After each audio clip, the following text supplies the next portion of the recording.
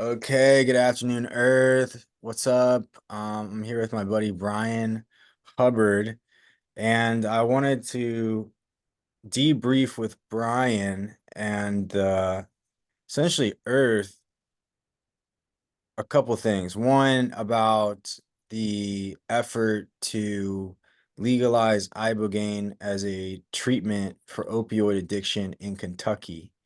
What happened there? And Bryan, I'd like you to talk about your role, all that stuff. and and then we can discuss the forces that be. How's that? That sounds good. Where you want me to start? Let's start. I mean, at the beginning. Let's start all. Let's go all the way back to our original conversation uh, when we first met. All right. Well, for most of my professional life, I had been a litigation attorney doing workers' compensation law in Kentucky statewide for three of the state's largest employers. And those practice years coincided with the onset and explosion of the opioid epidemic from Appalachia, which is where I come from in that section of Virginia, out through the rest of the country. And by virtue of a connection I had made in practice, I was connected with the administration of then Kentucky Governor Matt Bevin. And through an interview and selection process, they asked me if I would run the state's Social Security disability system, which I agreed to do. And they wanted an assessment of why Kentucky had so many people receiving Social Security disability benefits. We've got the second highest percentage of our people receiving it, only behind West Virginia. And they also wanted to know what sort of reforms could be done to change outcomes. Within the context of that job, we did a 35-year retrospective study on the disability system. And we discovered that while Kentucky's population had grown by 20%, enrollment in the Social Security disability program had grown 249%. Enrollment of children in that program had grown 449%. We paired enrollment data with the growth of prescription drugs to the Medicaid population within the Social Security system. That would encompass adults and children. The state had a database that tracked every prescription drug which could become habit forming, whether they were opioids, amphetamines, or habituating psychotropic medications within the Medicaid population. When we paired Social Security enrollment data with prescription drug data, what we saw was an explosive increase in the issuance of opioids to adults within the Social Security disability system and an explosion of psychotropic medication prescriptions to children in that same system. You had a scenario where just these are per capita figures, every SSI Medicaid child in Kentucky in the year 2001 was receiving over 400 doses of habituating psychotropic medications per year.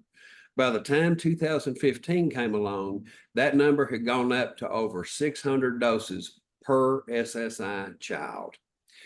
The other thing that was learned was that the Social Security Administration, as a bureaucracy, has as its very clear objective the perpetual expansion of the Social Security disability program through enrollment, regardless of what outcomes are. So when we were able to establish that in Kentucky, the counties with the highest percentages of adults receiving Social Security disability benefits were also the same counties that saw declines in life expectancy, of which there were only 20 in the United States, 7 in Kentucky, that we had at least a correlation relationship between the way in which the disability system functioned and the degree to which substance dependence and disability was being exacerbated by that same system.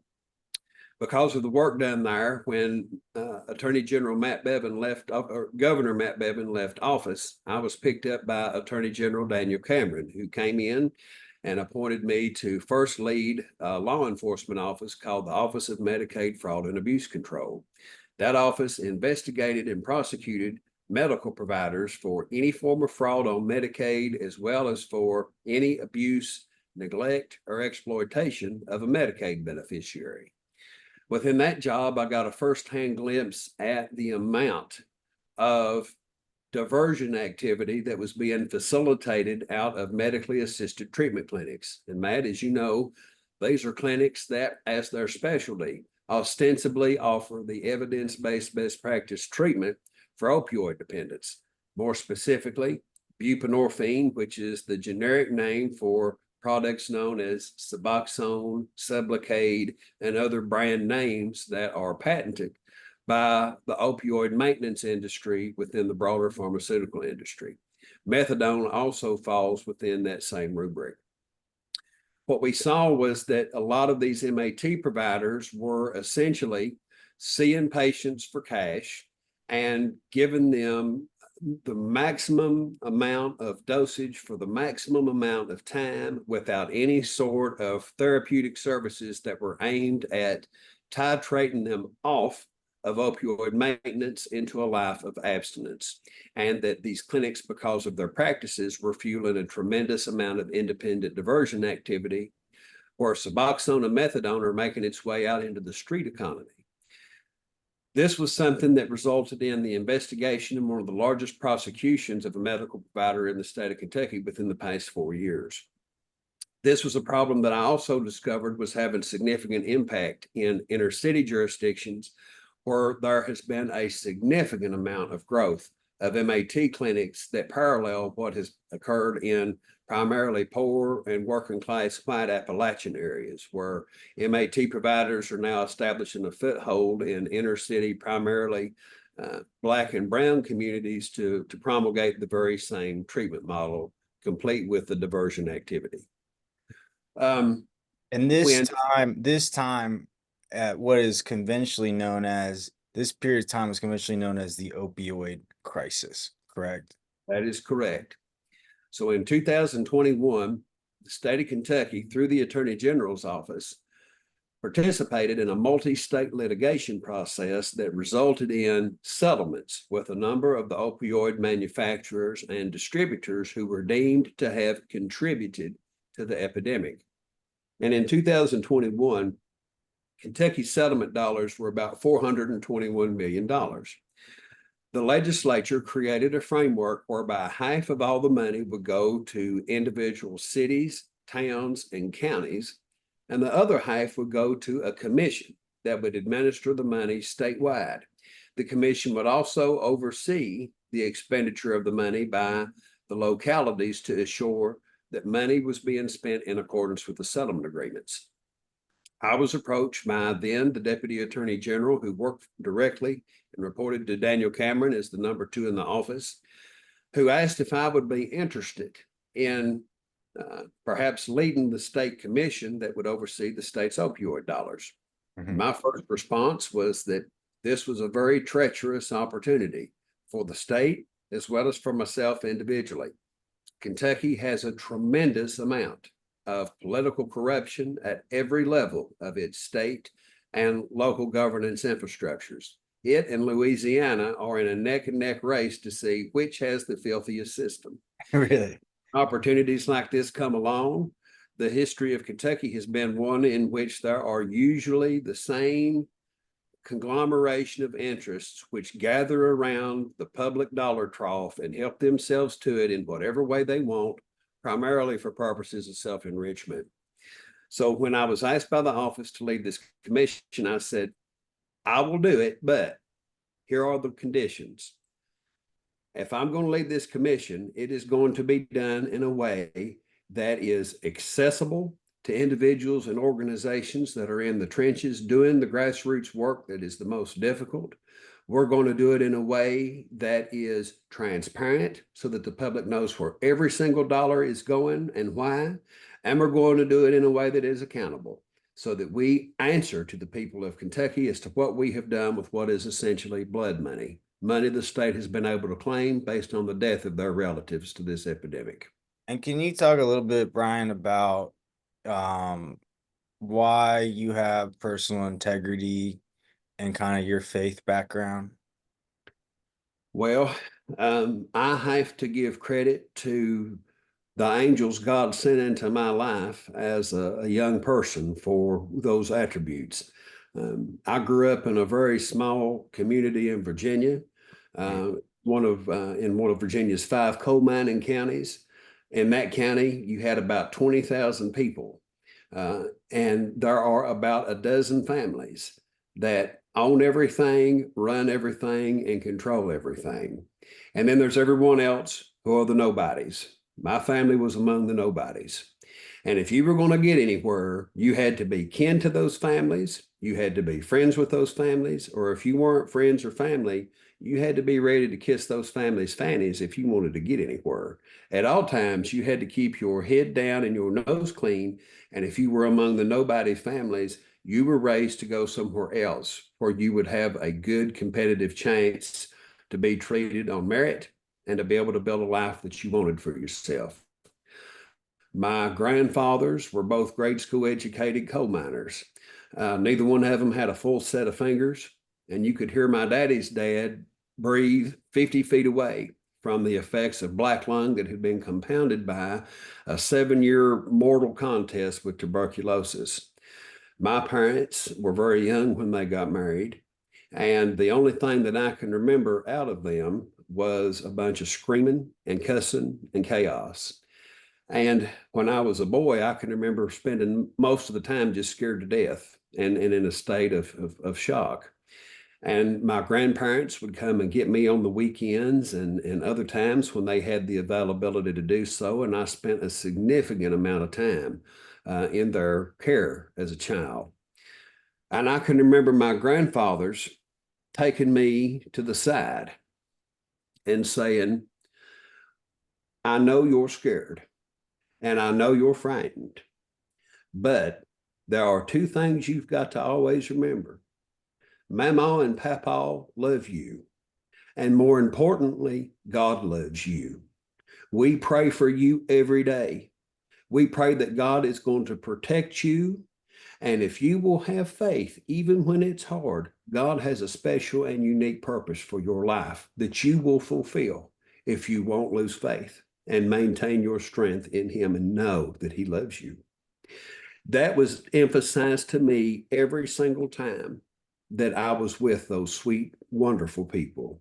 Mhm. And had that lesson not been driven into my head, and had I not had faith cultivated within me by them, there's no question in my mind, based on the things to which I was exposed as a young child and experienced into right at the threshold of adolescence, if I were alive at all, I would likely be living in a ditch somewhere, wondering what a government official who held jobs like I did was going to do to try to pull me out of it.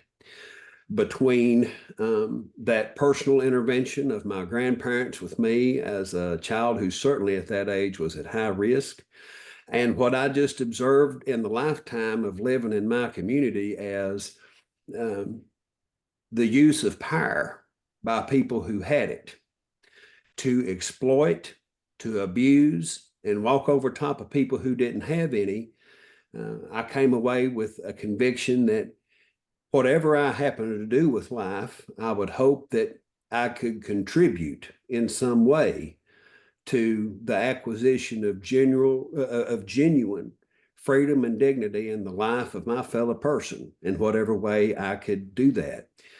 When I went to law school, I thought I was going to learn all the things that were necessary to defend truth, justice, and the American way, because I had had a very idealized notion of American civics drilled into my head. And I could see where within my own community, the reality didn't always measure up to that ideal, but I still believed in it. By the time I was through the first year of law school, all of those idealized notions and beliefs as to what I was going to be educated to do had been smashed and thoroughly destroyed by the educational process itself. And I came away with a firm belief that the law, as Thomas Jefferson said, is often nothing other than the tyrant's will, and especially so when it is used to injure the rights of our fellow human beings, especially the rights to their autonomy and dignity as individuals made in the image of God. Well, that's what Um, they put into the Constitution, that it's one nation under. under That's correct. But the reality is, the law And the legal system that we have in this country is one in which people with power use law as a device to exploit, abuse, and walk over top of people who have no power. And I'll go so far as to say this. When you look at the tremendously sharp uptick in the opioid epidemic by way of both dependency numbers and deaths, we really started exploding. It was a slow burn between 2000 and 2008. But once you hit the financial crisis of 2008, it has been a runaway freight train, and there's a reason for that. 2008, in my opinion, saw the perpetuation of one of the greatest acts of mass criminal theft that has ever been perpetrated on any society by its government. When we allowed the United States government to facilitate the massive transfer of wealth from everyday hardworking taxpayers into the pockets of a conglomeration of financial criminals who had squandered and had speculated away their own resources, only to be given taxpayer money to turn around and foreclose on homeowners who had no way whatsoever to pay their bills because of the collapse of a financial system, and then turn right around and sell those homes out from under those folks to make that money back. We set our society up to go through a slow motion devolution of civic morality and virtue that continues to play out to this day. The fact that there was not one person tried, convicted, sentenced, or spent one day in jail for how the middle and working class people of this country were financially raped in 2008 is probably the greatest indictment of contemporary American society and one of the greatest illustrations of the truth I'm talking about in terms of the moral bankruptcy of law, the legal system, and institutional government itself. And I have found that those very sort of institutional corruptions that drive government policy to favor people with power over those who don't have any have played out in spades within the course of this Ibogaine project. The Yes. opioid. So I want to set you up for that, and I'm going to cut you off. But Oh, please.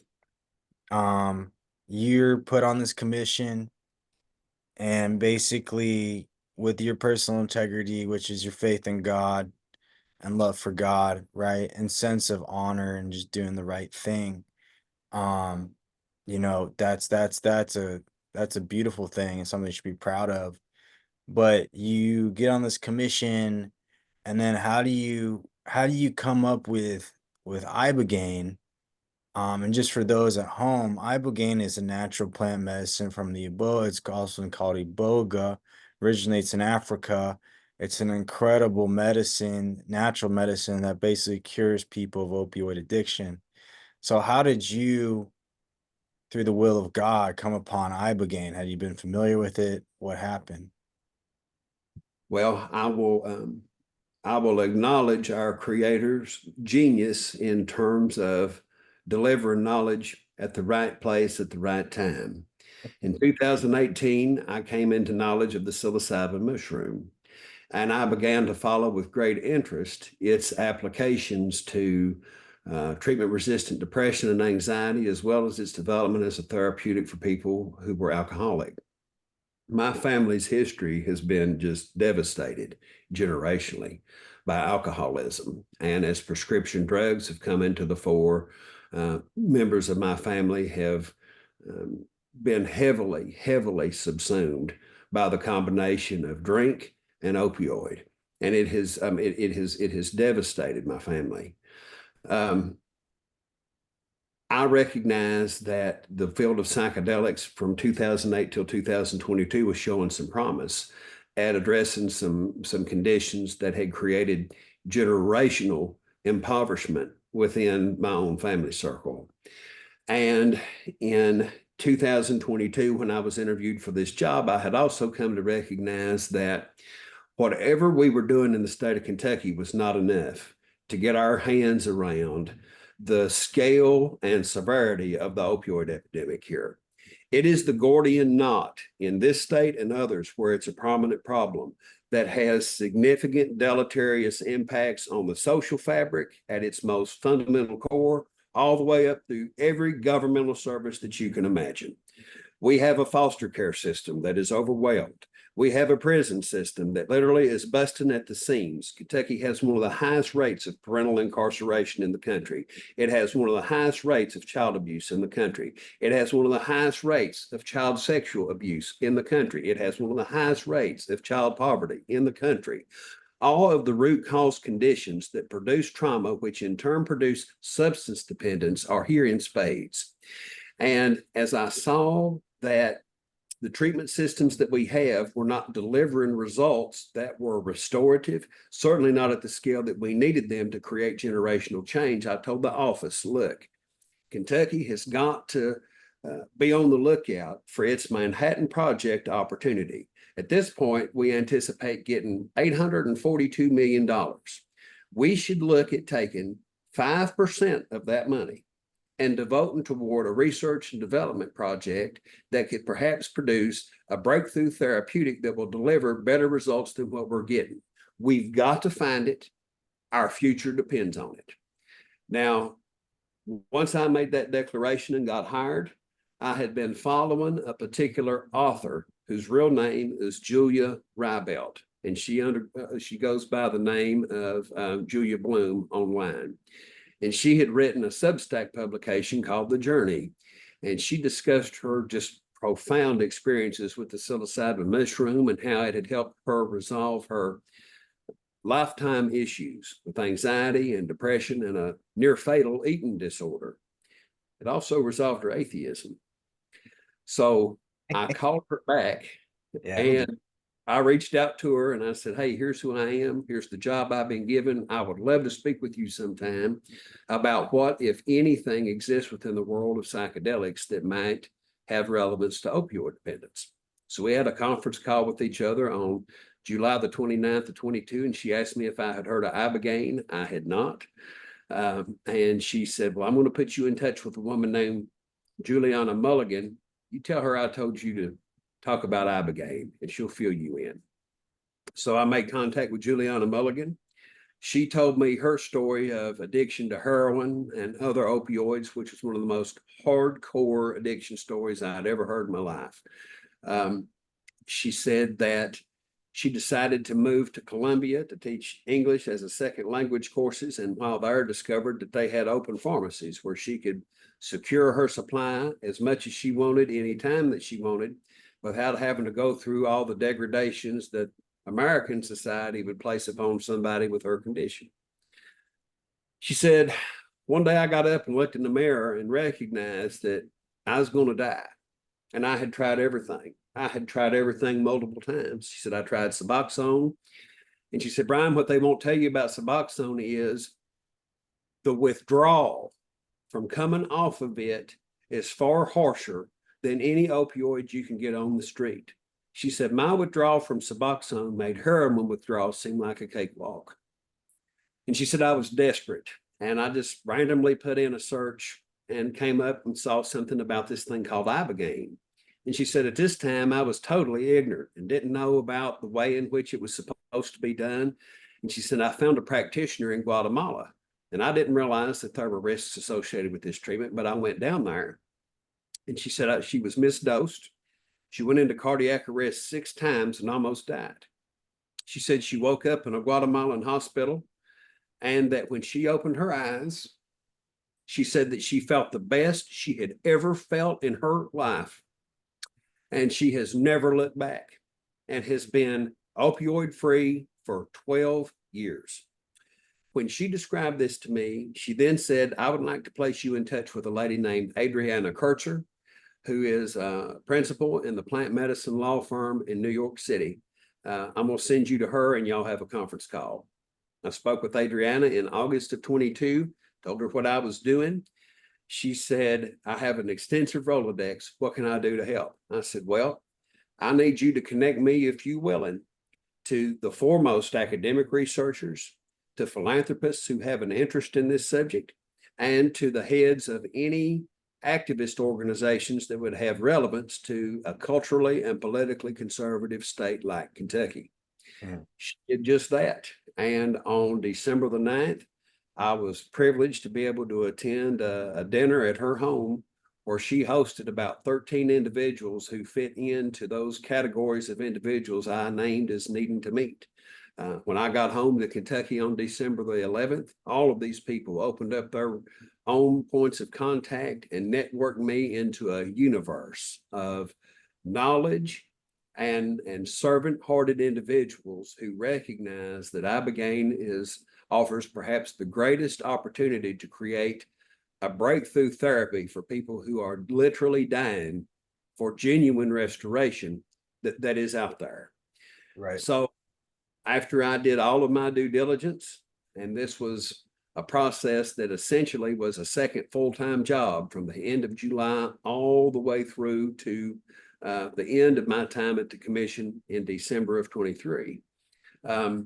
I did everything that I could to learn what it was and to learn how to make the case persuasively to an attorney general's office staffed with some tremendously conservative, old school drug warrior mentality folks.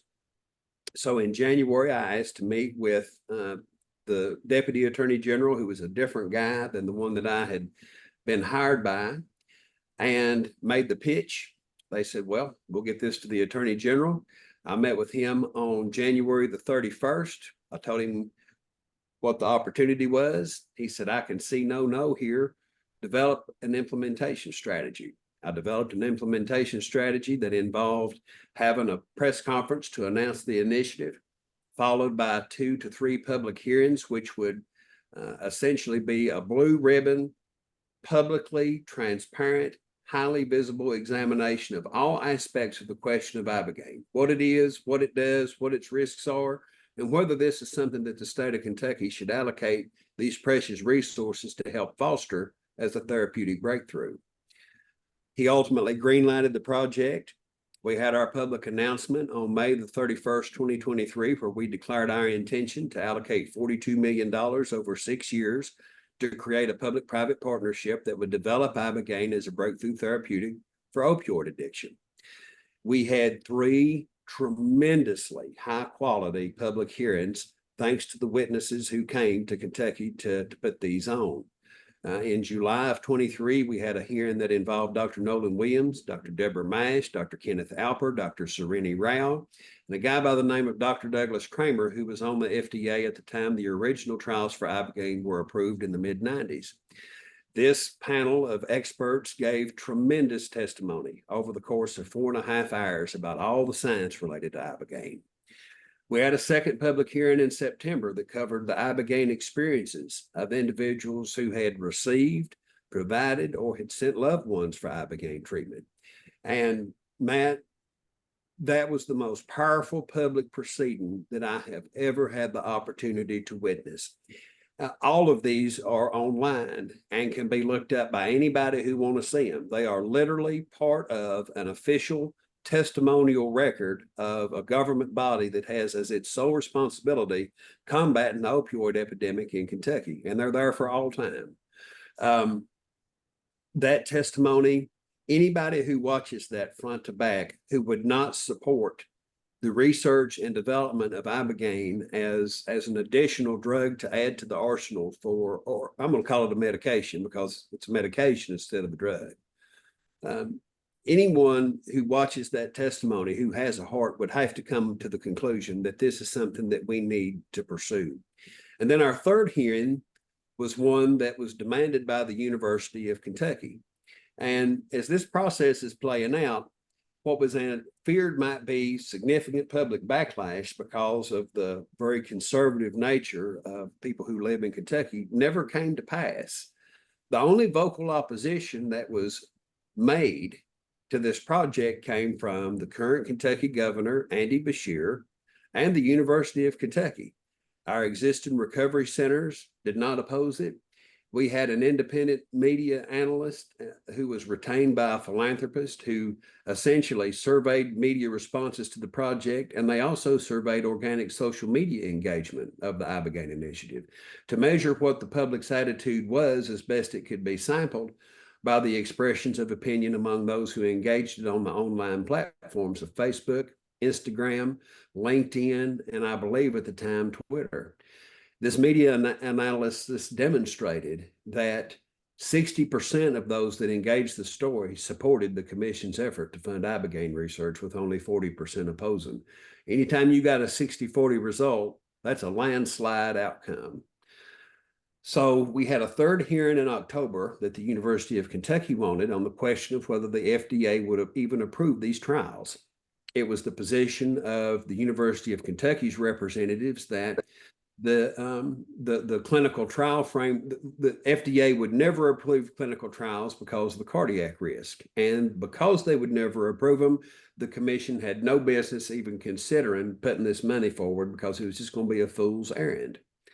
Well, in that October public hearing, we were fortunate enough to have the presence through Zoom of the Scientist General for Controlled Substances Research, a gentleman by the name of Dr. Javier Munez at the FDA, as well as one of his colleagues, a gentleman by the name of Dr. Walter Dunn, who is on the FDA's Advisory Board of Neuropharmacology. Those two gentlemen testified together. And again, this is testimony available online. When Dr. Munez began his remarks, he just addressed the elephant in the room, which was the existence of cardiac risk and whether that would be prohibitive for the FDA's approval of trials. And his answer to that was, anyone who asserts that cardiac risk disqualifies Ibogaine from the FDA's consideration is incorrect. The question is not the existence of risk. And he correctly pointed out that the FDA routinely approves drugs that have a significant risk profile, including significant cardiac risk. And he explained that for the FDA, the question was not whether there is the existence of risk, but whether that risk could be mitigated. And with that, the University of Kentucky's prime objection was essentially set to the side by someone who is directly responsible for the FDA's research activity around controlled substances. The very last thing that we needed to do before we took a vote was to recall Dr. Williams. At the time he testified in July, he alluded to the Stanford study of veterans who had gone down for Ibogaine treatment for traumatic brain injury and post-traumatic stress disorder. And he had advised the commission that those studies, that the research findings would be published in a preeminent medical journal within the next few months, though he didn't know when. And so I made a public declaration at 2 commission meetings that the commission would not take any vote on this initiative until such time as Dr. Williams could be recalled to discuss his research findings once those were published by the outlet that was going to be the publisher of the findings. In November, there was a statewide election in Kentucky. My boss, then Attorney General Daniel Cameron, ran for governor and lost to the incumbent Andy Beshear. Well, Daniel Cameron. I'm going to interrupt you before you get to this part, so we can first establish the timeline of things. So what happened was, and then I do want to go back a little bit into the past. You found inspiration in 2018, right? And at the end of this, once I lay out the time, I'd like you to talk about that inspiration, right? You're, from what I would say, as a conservative Christian man from Virginia, based in Kentucky, right? And can you speak to that experience? What led you to that experience with the psilocybin mushroom, what that did for your faith and connection? Because a lot of Christians might say, well, Bryan, that's some witchcraft you got involved in. One. And then the other thing that I'd like to establish, and we'll go back to it after you do that, is so what happened was a successful initiative where the state of Kentucky announced and the commission announced we're allocating $42 million for the development of ibogaine, a natural plant medicine therapy to treat opioid use disorder from which our state has been ravished and destroyed. And that's what we're going to do, right? In a transparent way with integrity, for the betterment of all people. So that happened. Great. That happened. All right. So that happens. And then new governor gets elected. You get a new boss. New attorney general gets elected. Sorry. Yeah, new attorney general gets elected. You get a new boss. Things start happening. So if we talk about this, I'm going to talk about it from the spiritual warfare perspective, because I've been an activist a long time. I run Heal America Network, which is a centralized network that is pushing bipartisan policy reform across the country. That's how me and Bryan originally had our first conversation, to have a deeper understanding. What I bring to the table is the element which I discuss with those of faith, that we are in a spiritual warfare battle between good and evil. It is that simple when it comes to this medicine. Some people understand that, some people don't. That's why I don't often meet with politicians. They're not open to hearing about spiritual warfare. That's fine. That is what is happening. That's what's going on. So the forces of light were at work. This was already announced. New attorney general comes in, and the forces of darkness come out of the closet, so to speak. Is that fair to say, Bryan? I think that's fair to say. Certainly, the interests which animated the new attorney general's behavior, I would have to associate with the forces of darkness. And for as much as I have condemned the legal system, every once in a while, it will get something right. So for instance, this ties into your broader point. Before these multi-state settlement agreements that have produced all this opioid money, the largest one ever achieved prior to that was by the federal government in 2019. And they pursued a criminal indictment and were able to secure a guilty plea from a company called Indivior. Indivior is the owner of brand named Suboxone. Indivior pled guilty to engaging in an illicit scheme to increase the issuance of Suboxone prescriptions nationwide. They paid almost $2 billion for that. Now, for them, that's just the cost of doing business. They paid a second $600 million to the Massachusetts Department of Medicaid for making material misrepresentations that understated the risk of Suboxone exposure to children. And just within the past week, there was a story about a 2-year-old girl who accidented herself a Suboxone tablet that was made to taste like fruit candy and ingested it and died.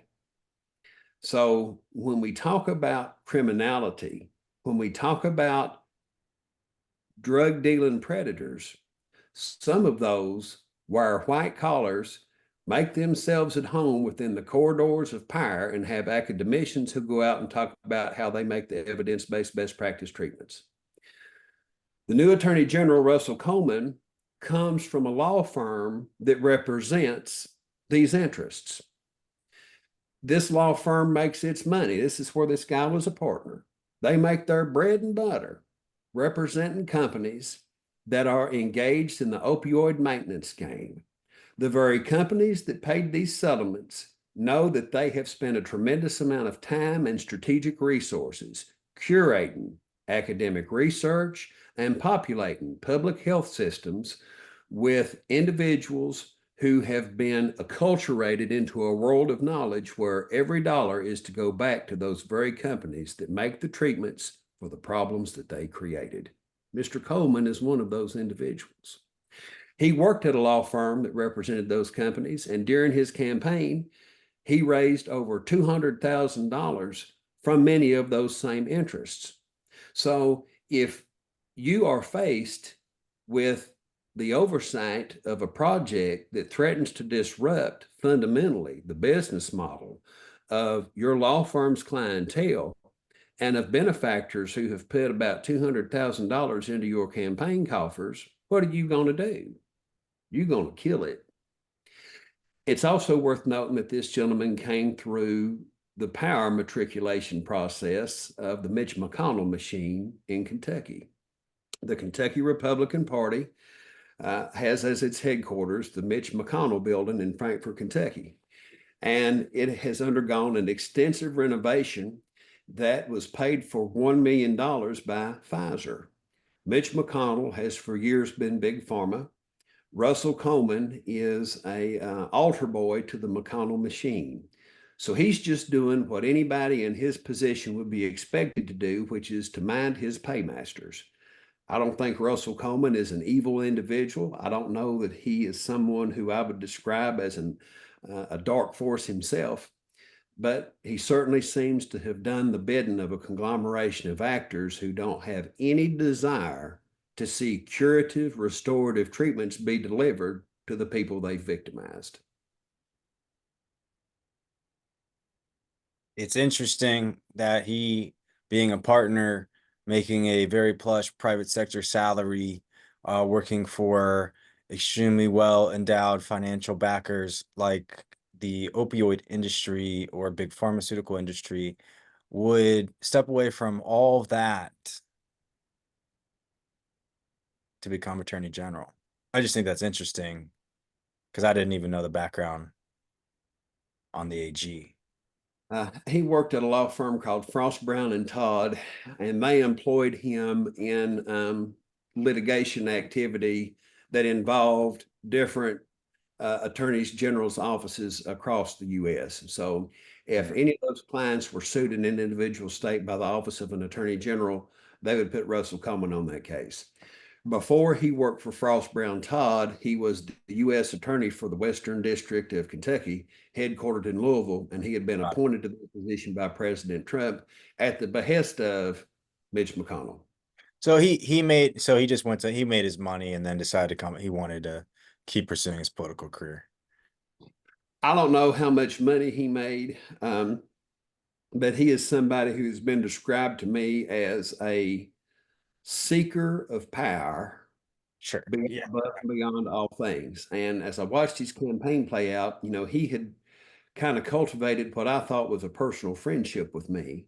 The way he went about terminating the project was done in a very conniving, duplicitous way, and it revealed his true nature. And I think at a minimum, I can say that he's a very disingenuous individual. Based on my own personal experience. Certainly not someone who's to be taken at face value. And if you shake his hand, you better be watching for that snake that's up his sleeve, because if he thinks Yeah.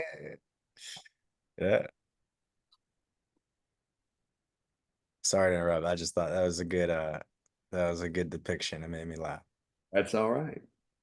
So, like you said, in December 2023, you left. I just showed some screenshots that by the first week, almost 2 weeks after you left officially, they let the whole world know, yeah, we're not doing that. That's correct. So after Russell was elected, and again, we had probably had lunch or coffee 5 or 6 times together, and then we had had another 5 or 6 very extensive telephone conversations, ranging from the personal to the professional, in terms of things that were going on in state government and state politics. And I thought he was a friend. After he was elected, I sent him an email and said, "Hey, congratulations on your election. I think you're going to be a fantastic leader for the state of Kentucky, and I'm excited about how you're going to do in office. When you have an opportunity, let me know when we can get together. I would like to brief you on this Ibogaine project. You're the new attorney general. It's up to you as to whether this proceeds. I want to make sure you've got all the information that you need to make an informed decision based on all of the developmental interest that is taking shape around this." Kentucky had a fantastic opportunity with the support of some high-level philanthropists to create a genuine breakthrough for the opioid epidemic that Nolan Williams' research would also show as having tremendous promise for the subsequent development of medications that could treat a number of neurological disorders that impact the brain for which there are no effective treatments. And I said, let me know when I can talk about all this with you, because I really want to make sure you've got all the facts. He responded and basically said, I'm going to appoint a transition team. I am open-minded toward this, but my open-mindedness should not be considered as support. And the transition team will let the process play out. Well, everybody who held a politically appointed position in the Attorney General's office had to go through the process of a re-interview with Russell Coleman's transition team. So, and here's why I'm going to blow my own horn just a little bit. You take this Ibogaine project off the table. When Kentucky got these settlement dollars, there was no commission. There was no process. There was nothing in place to distribute these dollars. My very first job was to get this commission up, running, doing business, and dollars out the door in a way that would target them for their very best strategic use, while also making sure that I kept the transparency promise to the people of Kentucky so that they could see where every dollar went at all times. We had our first commission meeting in July of 2022, very first business meeting. By the time April of 23 rolled around, we had conducted 20 statewide town halls.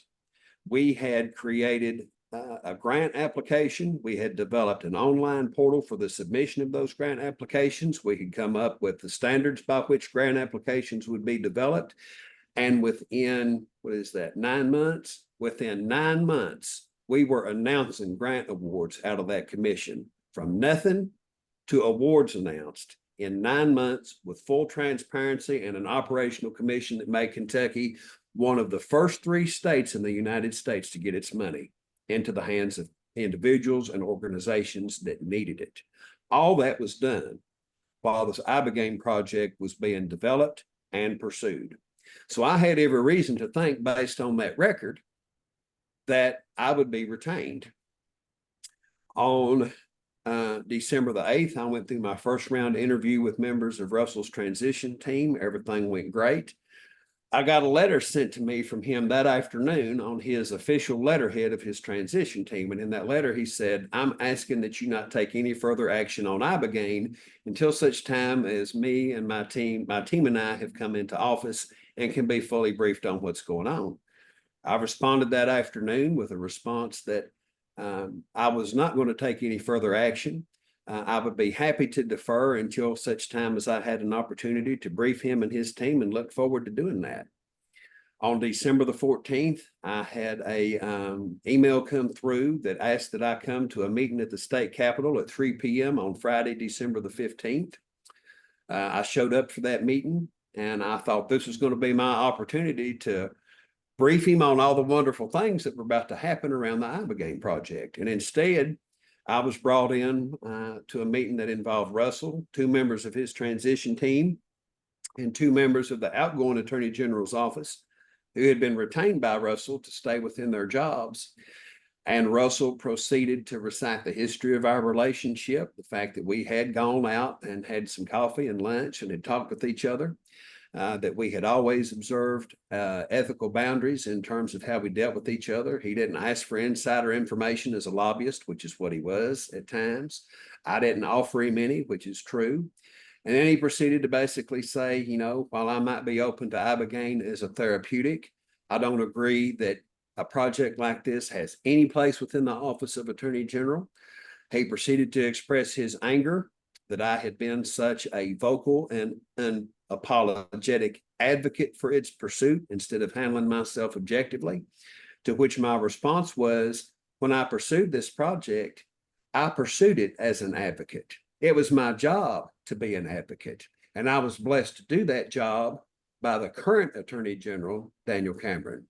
Everything that I did in pursuit of this project was done within the boundaries that were set for me when I asked to pursue it.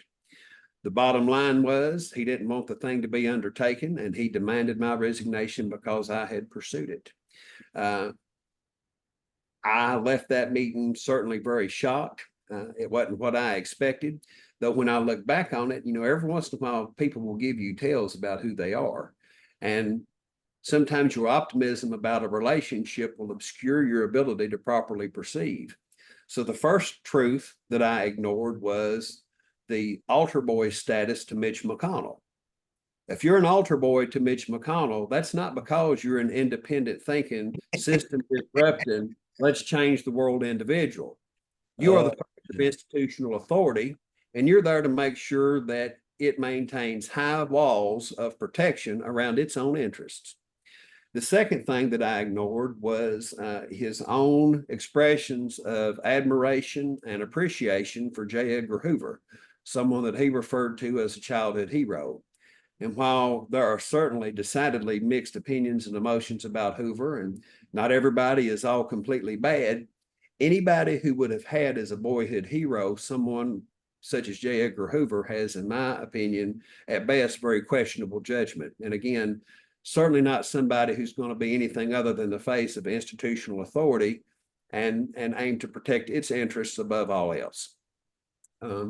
So the very first thought I had was despair, because from my vantage point, all that time and all that effort and all those resources and all of those partners, all of those veterans, all of those beautiful individuals who poured themselves into helping the Kentucky Project alone had had all their hopes just incinerated with one dude's arbitrary decision to be a meathead. So thankfully, I had been in contact with a foundation based in Columbus, Ohio, named the Reed Foundation.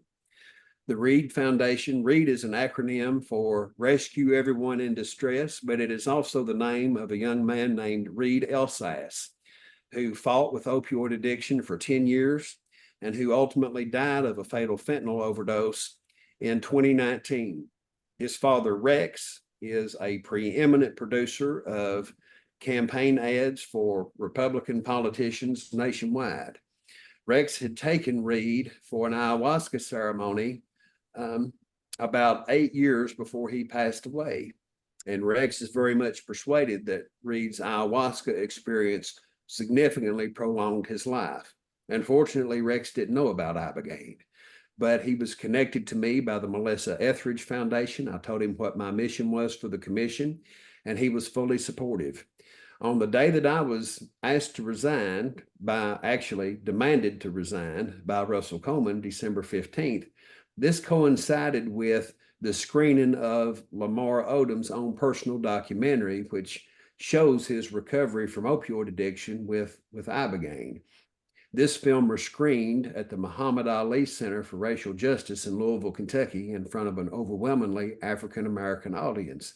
And this was being done just for purposes of making sure that our Black brothers and sisters had an opportunity to see and to understand what the commission's work was around Ibogaine from an ambassador who they perhaps might would trust more than someone who sounds and looks like me, who had firsthand experience recovering with God's medicine. When I showed up at this screening, I had to sit through an excruciating 2 hours in which the movie was shown, and the audience that was gathered there in packed capacity just expressed its jubilation at the prospect that Kentucky would take on the leadership role of fostering this kind of breakthrough, knowing that I had just left the Attorney General's office with the demand that I resign as a way of terminating this project. Rex Elsass was there, and I told him what had happened. And he said, if I were able to get you, would you be willing to work with the Reed Foundation? If I can open doors for you to explain what you were going to do in Kentucky to other folks I've built relationships with through the years in order to salvage this, would you work with me? And I said, Rex, there's no Bible story in the Old Testament about the widow whose son was about to be sold into servitude because her husband had left her with insurmountable debt. She had vases full of olive oil that were all empty. And she prayed to God that somehow provision would be made for her to be able to obtain the resources necessary to save her son from forced servitude. And when she got up the next morning, all of her empty vases were filled with oil. And they continued to be so every day until such time as all of her husband's debts were paid and her son was relieved from the prospect of servitude. And I said, Rex, your offer is oil in the vase. And if you're able to procure contacts that will allow this project to be transplanted to fertile soil, I'll go wherever you can open a door.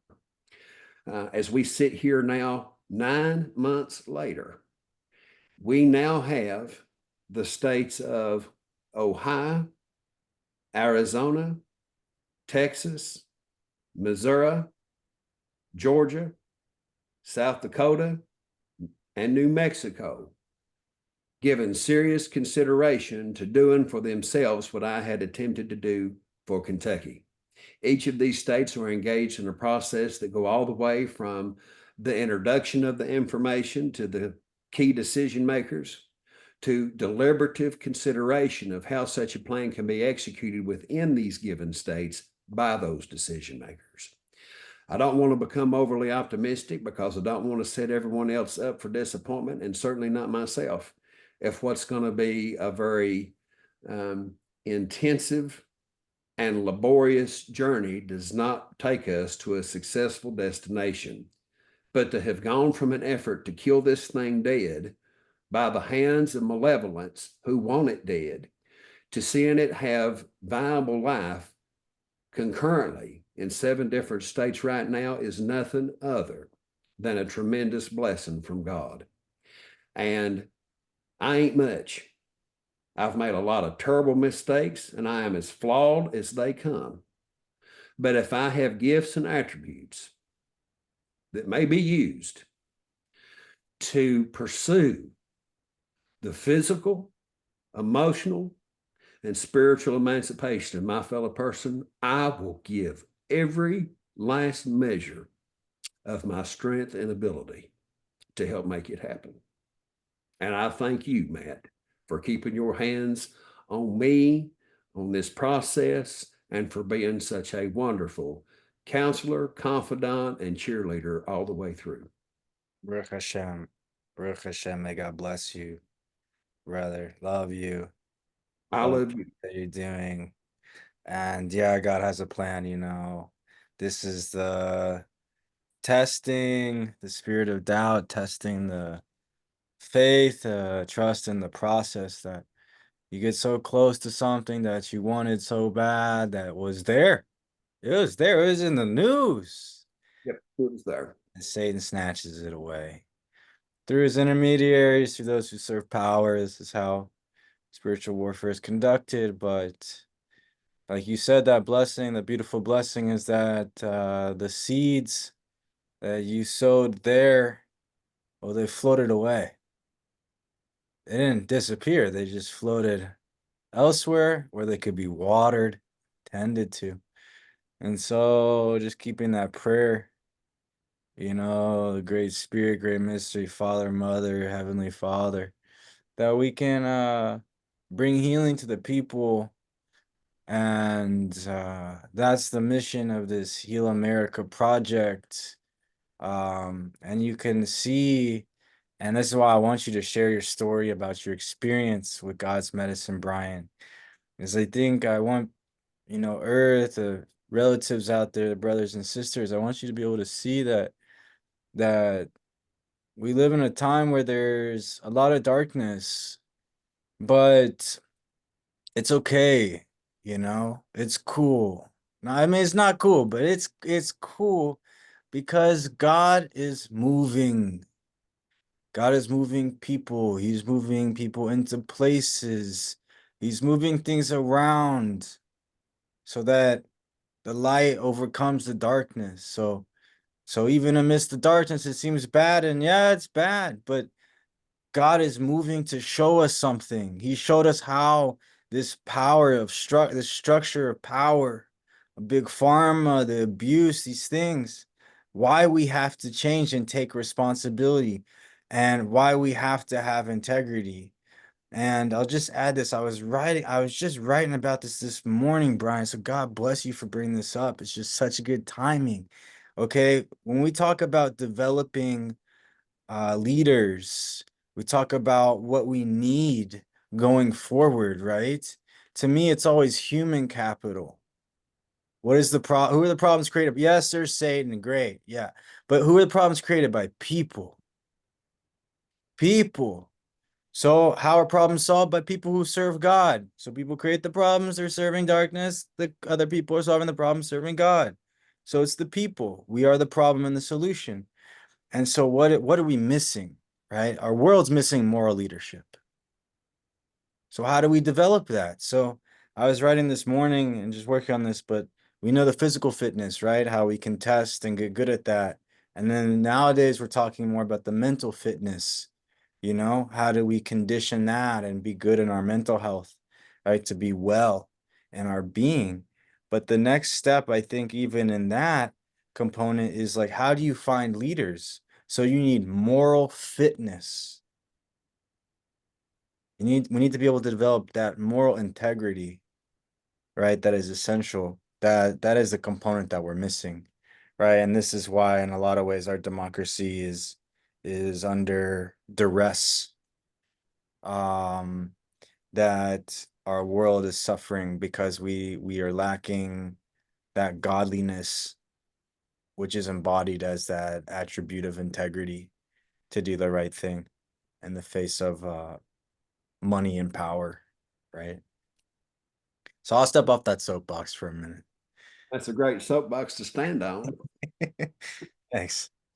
So yeah, but anyway, so you spend your life, being a good dude, being a lawyer, doing all this stuff. 2018 comes. Like what happens? Like how do all those stars align? Well, I had known for several years a gentleman by the name of Scott Hornbuckle, and Scott's just he's a brilliant guy. He is high energy. He's just been a good, trusted friend of mine for a long time. And in 2018, I had an opportunity. I'd been around his sister a few times, and I described his sister as uh, an eccentric shamanista. Her name is Ashley, and uh, she keeps uh, uh, she keeps a set of power crystals and some of God's medicine close at hand at almost at all times. And she's a very bold and adventurous individual. And I had heard her in times I had been around both her and Scott discuss her mushroom experiences. And, I'm nothing if not curious. I'm just a curious individual. And if there are things to be experienced that can yield greater understanding, I want to understand. So I had, I think, in July of 2018, I had my first exposure to 3 grams of psilocybin mushrooms. And that was enough for me to understand that there was much greater significance to be pursued if I wished to do so. So between July of 18 and probably the 4 year period that would go through the end of 2022, I had a half dozen or so psilocybin journeys of various intensities. Most of the experiences were beautiful. Some of them were terrifying. All of them served a very distinct purpose. And from my perspective, having had those experiences, you asked the question about people of faith who would hear me talk and suggest that I am dabbling in witchcraft. You mentioned the human component. You know, Humans have been given dominion of the earth by their creator. They have also been given free will because true love cannot exist absent the existence of the free will to choose to build, to establish and build relationship, and to choose to exercise love. Human hands have taken some of the most holy and sacred objects given to us through our common cultural histories and have turned them in to some of the greatest weapons of war, misery, destruction, and death that can be wielded. There are all kinds of people who are alienated from even the mention of God's name because of the way human religiosity has taken the holy and desecrated it with human authority that has been exercised to serve itself in ways that are absolutely appalling. When I would encounter folks at our town halls with the Opioid Commission, and I would speak about spiritual issues, occasionally I would have a person walk up to me and say, I understand what you're talking about when you speak of spirituality, but please bear in mind that there are a lot of people who have sat in church houses in this state for years who will never walk into another one because of how they have had that Bible slammed across the top of their head for being so terrible and worthless. That is the misuse of what God has given us to serve human purposes, whether that's one's own sense of sanctimony and rectitude, or just their own desire to take out their frustrations in the only way that they know how, which is to tear somebody else down because they feel built up from it. I say that as a prelude to say the most holy objects can be misused. Psychedelics can be misused. Human hands can take and pervert the greatest things God have given us and use them for ill purposes. But when we use what God has given us for the purposes for which they have been designed, we all have an opportunity to heal the wounds that we inflict on ourselves, to heal the wounds that we inflict on each other, and to be affirmed in the almighty and eternal love God has for each of us as his children. And that is exactly what God's medicine is designed by his hand to do. Heal what we do to ourselves, heal what we do to each other, and to be affirmed in God's eternal almighty love for us as his children. The fact that God's medicine is criminal and is another illustration of how the legal systems of man within this society are used to thwart divine will, which wishes to see all of us enjoy the freedom and dignity of an enlightened life on this earth. Preach it, dude. Preach it, bro. That's it. I mean, what I always say, it's very simple. I say, well, somebody says to me, I mean, it doesn't matter if they're Jewish or they're Christian. They say, oh, this or that. I say, well, why don't you open Bereshit? The Christians say Genesis. I say, okay, why don't you go read me lines 20 through 30? What does it say? Oh, that God made all of the plants. And he declared that they were tov, good. Okay. But you tell me that his plants are bad. I don't know about you, but I follow the word of God, not the word of a man who has an opinion. That's just me. And then people will say to me, well, Satan's not real. That's not a real thing. These angels, it's not real. I say, okay, I understand. You don't have to believe in Satan, but I'll tell you why I know that Satan is real. Because Satan, the father of lies, the deceiver, Satan in Hebrew means adversary of God, the adversary. He's a trickster spirit. And so the greatest lie, one of the greatest lies he's told people is that all that medicine that God gave you, that's not good for you. That should be illegal. And so to me, the greatest sign that there is evidence that Satan operates in this realm is that there are man-made laws against natural medicine that grows freely, medicine that was used in the old temples, the anointing oils that they talk about with King Solomon, made of cannabis. So it's funny to see that in a way. It's humorous for me, but also evidence of how many lies that we can uncover that we are telling ourselves, not in service to God. So it's a blessing from God and a miracle from God that He can move people like yourself into a position of power and reach you where you're at so that you're inspired to take action on behalf of the kingdom of God.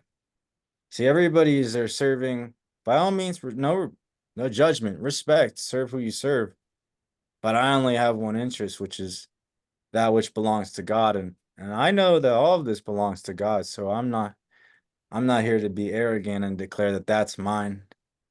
I just want, like you said, our brothers and sisters to have what is part of them, nature, accessible to them so that they can go through awakening, remembering, healing process, as some of us call it.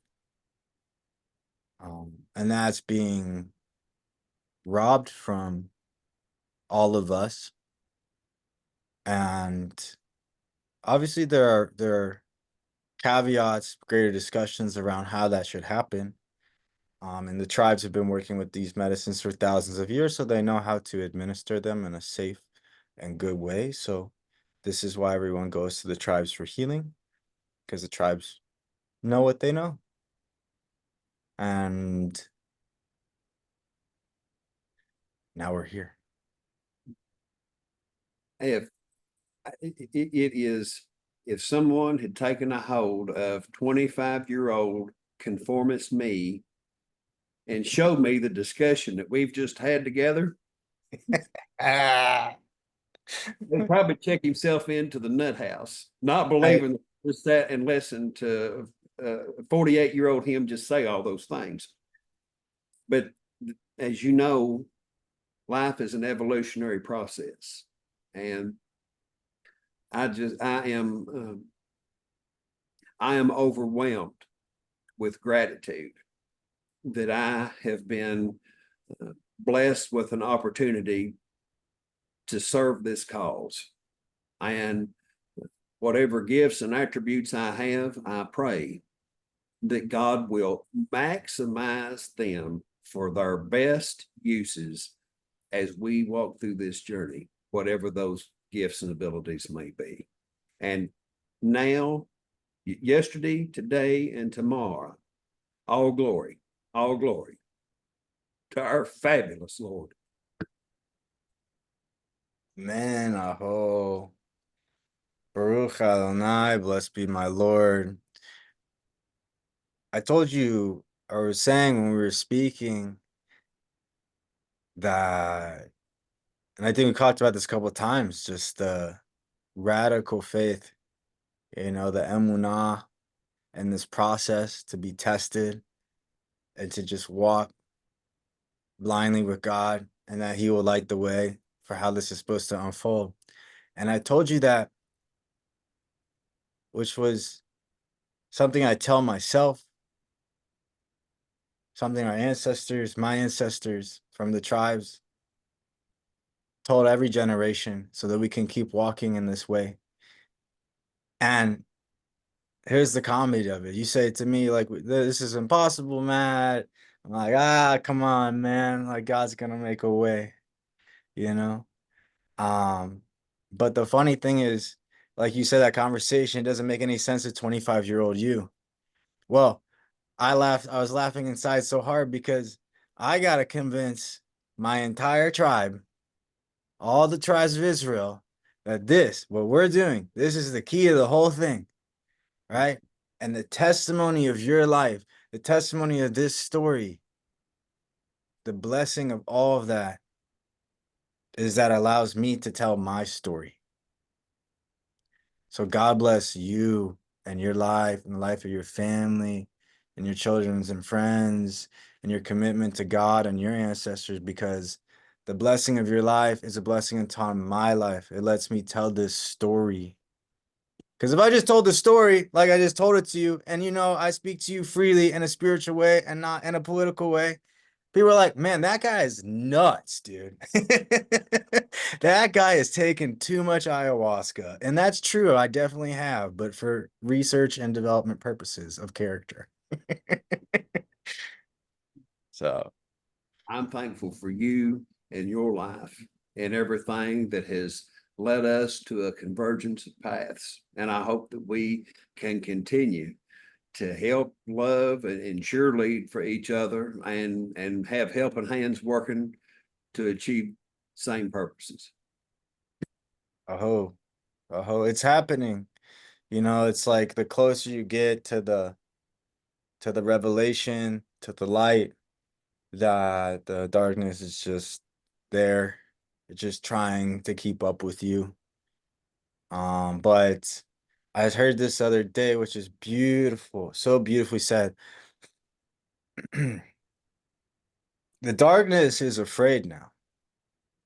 They're so afraid that they're coming out into the light.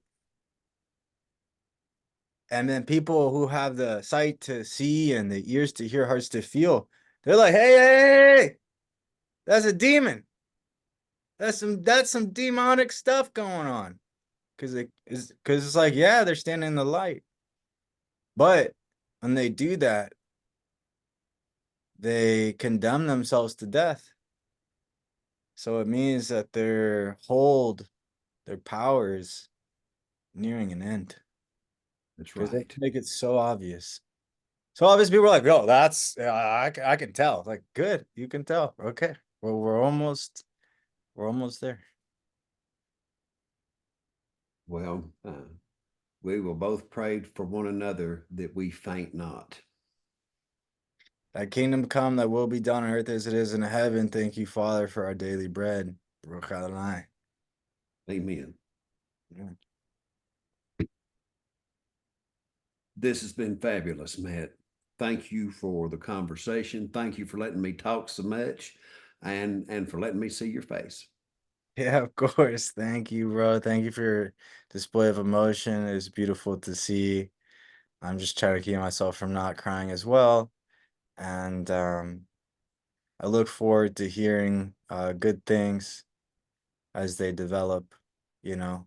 Um, I'll say this before we end it, like me and Brian were catching up before this. He was just in Texas meeting with the key players behind how we put together Texas House Bill 1802 for psilocybin and MDMA research. But with Brian's framework, you know, we'll see what happens here in Texas. So, Everybody who hears this, put it in your mind, put it in your heart, and focus in prayers for success. yalla. Let's go. Rock and roll, baby. Rock and roll. Love you. I love you too, Matt. I'm gonna cut this now. I'm gonna cut this recording. We can talk for a second.